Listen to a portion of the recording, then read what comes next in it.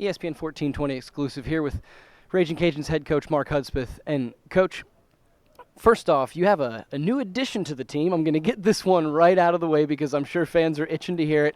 Anthony Jennings has came down I-10. How excited are you guys to have him on the team, and is this a win-win scenario for all quarterbacks involved? I think so, and like I said, we're very excited for Anthony to come join the team, and he's going to bring a wealth of experience to our team. This guy started a lot of football games in the Southeastern Conference and in front of over 100,000 people, and so he's a guy that's been there, that's done that. He's performed at a high level, and I think offensively what we do here is going to allow him to showcase his talents maybe a little more than what he did in the previous system. I think it just fits him for what we do offensively, and I think the competition he's going to bring to the quarterback position will only make him and Jordan Davis better. Anytime you have competition, it makes you better. So we're excited about both those guys getting started. But one man doesn't make a football team, and I'm sure your guys' goals are the same every season. Compete for the Sun Belt, get into a bowl, and last year you didn't meet that bar. What's been the message to the team in terms of getting back on board this year? Well, anytime you have a disappointing season like last year, you get back to the basics, you get back to the fundamentals, but then you also go into off season, making sure you've got every question answered, and you're trying to address every issue, whether it's a lack of depth at certain positions, if it's you need an upgrade at a different position, if you need more experience. And then also your off-season program with Coach Corella coming in has been just a phenomenal thing for our players. Our players right now are about in the best shape they've been, not just physically, but mentally, emotionally.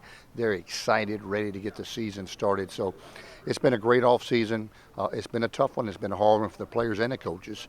But I really, in my heart, feel that we're going to be a much better team. We're young, but we've got the most young talent we've had probably since our first year with the Alonzo Harris's, the Christian Ringos, and all those guys played 4 years. So now you've got the Keenan Barnes, Marcus Bradleys, all these young guys that are going to be playing an awful lot for the next few years. And we just feel like the future's really bright for Ragin Cajun football. And you're talking about the young talent coming in. You also have some experienced guys coming in from the JUCO ranks. So would it be fair to say that fans will be seeing some new faces in important places?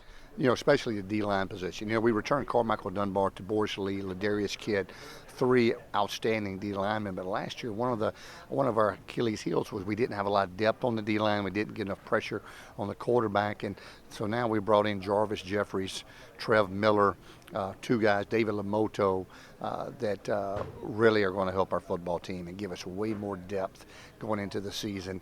And then in the back end with 2 corners like Savion Brown, who's first team all Sun Belt, and finally getting Simeon Thomas on the field after he sort of been teasing us for 3 years standing on the sideline is going to be a huge boost.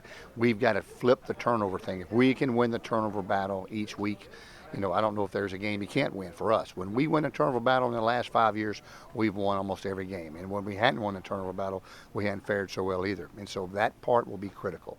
Did you hear that, Ragin Cajun fans? Simeon Thomas is good to go. All right, speaking about that defense, it looks like the philosophy on the defensive backfield is big, tall, rangy players, and Artez Williams is another guy that kind of fits that mold too. But is that kind of the philosophy you guys are going for, big, tall, physical guys in the back? We are. You got Artez Williams going to be looking at one of the safety positions, playing some nickel. Then you got Tracy Walker down at the outside linebacker spot, who's moved down from safety. And Denarius Howard is the other big safety that we brought in from junior college. And so we've got a lot of depth in the back end. We got some guys that can cover, some guys can tackle. And that's just going to be, hopefully, going to be the difference in our football team. We've got to be great tacklers, and we're going to tackle during camp. We're going to get after one another. Speaking of Tracy Walker, I saw him over the summer, and it looks like y'all trapped him in a weight room and force-fed him protein. The guy's packed on a lot of weight, and how is he fitting in with your other linebackers, namely Otha Peters? Well, Otha's on the inside, and, if there's one guy I'd want to get in a foxhole with, that'd be Otha Peters. Then you got Tracy Walker on the outside. We're tall, long, we can run. We're rangy, and I just really feel like, once these guys start to come together and have a great 2-a-day practice camp, that some good things going to be ahead for this defense. And now moving to the offense, everybody knows about Elijah McGuire, but how are the big men up front looking? How do you feel about the depth heading into this season? We're as big as we've ever been on the offensive line. Our left tackle, we're looking at we're 6'5" at the left tackle position. Diaquin Withrow, 6'5", 310. And then you move inside all the way across there. Left guard's Robert Hunt. He's 6'5", 320. And then Eddie Gordon's sort of the run of the group. He's only 6'2", 310, 320. And then at the right guard position is where we got a little bit of competition. Adrian Goodacre comes out of spring ball as the number one spot at the time. We brought in a junior college guy, in Christian Cedarquest. And then Kevin Dotson's also competing for that position. So we've got some really big guys that look really good competing for the right guard. And then, the right tackle is locked down too. And so we're big all across the board. So I think it's going to be a strong suit for us. How does Elijah feel heading into this season, and how confident are you knowing that you have some depth behind him, so he's always going to have burst because Jalen's going to be a ball carrier. You also have Jordan Wright, who had a fantastic offseason, and some talented freshmen coming into that might even push him. How comfortable are you with Elijah and the depth behind him? Well, obviously it's pretty easy to be comfortable with Elijah McGuire. I'm just excited, and I hope our fans are going to take advantage of this opportunity to see Elijah, his senior year, not miss one snap of this kid, because Elijah McGuire's don't come around every day. And so he's a guy that's going to get a lot of touches for us. And then, but just like you mentioned with some of the depth, we're young, but our depth is pretty exciting. And not only Jordan Wright is a guy that could be the guy in the future, but we got two talented freshmen. Trey Regis has had a great summer. Raymond Calais has had a great summer. And so we've got quality guys there. Jalen Nixon may get some work there. And so we've got some quality guys that's backing up Eli throughout the season. And with Jamal Robinson going on and moving into his NFL phase of his career, some fans might be wondering who's going to be kind of the alpha in your wide receiver core, but you mentioned some young guys like a Keenan Barnes and some guys that might not have seen as much time but are willing to step up, along with Gary Haynes, Al Riles. How do you feel about your wide receiving core? We've got a lot of depth. We don't have a lot of experience. Now, we do at the H position, at the inside spot, and that's Al Riles, Gary Haynes. Those guys have caught a lot of balls, played in a lot of games. It's just on the outside. Now, we're long, we're tall, we're pretty on the outside. We've just got to get some experience. And you got Jared Johnson, who finally comes back from his injury right now. He's healthy, looks good, 6'6" kid. You got Keenan Barnes, who's another 6'3" kid. You got Jamarcus Bradley. Michael Jaquette. So we've Jared Jackson. The list goes on for us. The depth. Gabe Fuselier on the outside, and Gabe brings a little bit of experience back. I should have mentioned that, but not as much experience at that position at some other ones. But a lot of talent, a lot of speed, and so I'm hoping those guys will improve as the season goes along. And I saved the one for last about the quarterbacks. You mentioned there's going to be competition between Jordan Davis, Anthony Jennings, and I don't want to count the other quarterbacks out too because it's not fall yet. How do you feel the philosophy fits the guys you have? And about that competition, do you think there's a clear leader, or is it kind of wide open? No, it's wide open, and both those guys know that. We met with Jordan when we knew Anthony was coming in, and we explained the situation to him. He knows that this will be a competition. But we also, met with Anthony. Anthony knows he has the opportunity to win the position too, but he also knows it's a competition. And so both guys will be competing. Both guys are both good enough to play. They're both are guys that can run, can throw. They're both really bright. One guy has experience over the other, but one guy's been in our system longer. And so, it's going to be interesting to see sort of who can take the lead and take the reins and lead our team. But I'd sure much rather have two really good ones than one. And so I think it's only going to be a win-win in the situation of competition every day, holding each other accountable, pushing the team. And if you ever have an injury, you've got another one sitting right there. And so that part could really pay off for us before it's all said and done. And coaches always kind of adjust their philosophies from season to season based on the personnel they have. Will the fans be expecting to see kind of the same stuff on offense and defense, or is it going to be a change? Well, offensively, we're a different system, a different style, and you'll see that now. There's only so many plays you can run a shotgun, so some many plays, we're going to look the same, but the sets, some of the formations, the tempo, and a lot of those things are going to be way different than what we have done in the past. Some things will be similar, but it's a different philosophy, I should say. And then defensively, a little different philosophy in some areas. Same scheme, a little change philosophy based on some talent we have in the back end. And so hopefully we can find ways to create more turnovers. Last year, that was our biggest thing, is we didn't create enough turnovers. And that we've got to do that this year and have a chance to be successful.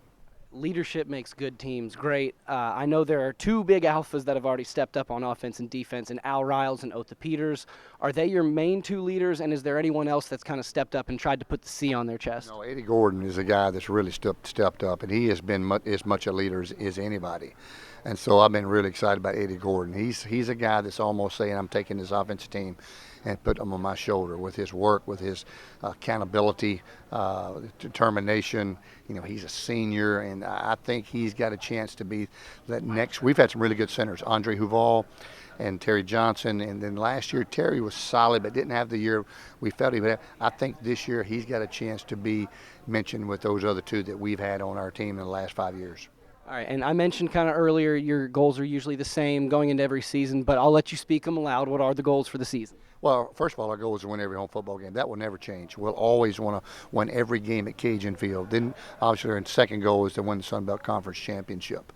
You know, our first year we played for it at Arkansas State in our very first season, and then we won it 2 years ago. And so we want to get back to competing for that conference championship game year in, year out. Then we want to go to a bowl. We want to win a bowl. Then we want to get in that top 25. And then 3 years ago, when we were 7-1, we had gotten 7 first place or top 25 votes at that time. So we were just about ready to try to crack open that opportunity to get into that top 25. And when you're, you know, like in the past, 6-2, 7-1 at different parts of the season, you're getting close. And so last year, a little bit of a rebuilding year, we had to step back, refocus, fix some things, and hopefully now we can get on another big run for our fans.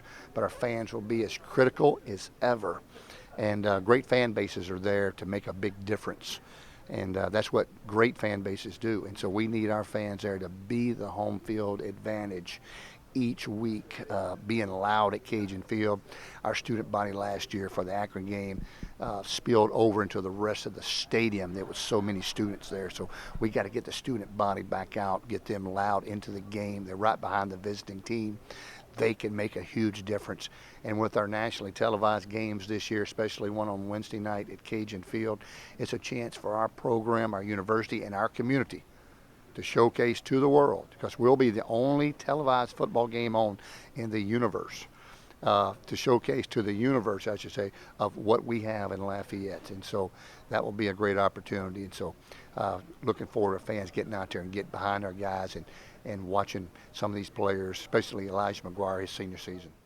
All right, and last one for you. Speaking of those fans, if you had a message to the fans heading into this season, why should they be excited to watch Ragin Cajun football this season? Well, one, you got some great athletes on the field. You got Elijah McGuire, you got Otha Peters, you got Simeon Thomas, Savion Brown.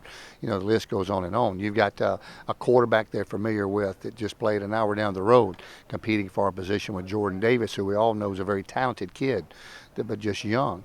But then you also, you know, you're looking at a team that's one of only 8 teams. When they're looking at our team this year on the field, we're one of only 8 teams in the entire nation that's won 4 bowl games in the last 5 years. And so I hope they're taking a lot of pride in, hey, that's my football team out there. Because if we'd have went 4-8 the first year and then won 4 in a row with 9-win seasons, man, we'd be all sold out already. And so, you know, we had a little bit of restructuring year last year. I didn't do the job that we felt like we probably could have done last year, but we fixed to come roaring back. We've got a young team. We're only going to get better as the season goes along, as the year goes along. And so I think it's an exciting group of players to watch. This team's going to be exciting. It's going to be a lot of fun at Cajun Field, especially first 3 home games with Boise State, McNeese State. Are you kidding me? First 2 home games, and then you got your first conference game with South Alabama. So what a great home schedule for our fans. And, man, we're just excited to get this season started. It's going to be a lot of fun. Thanks for the time, Coach, and good luck in the season. Thanks, Ryan.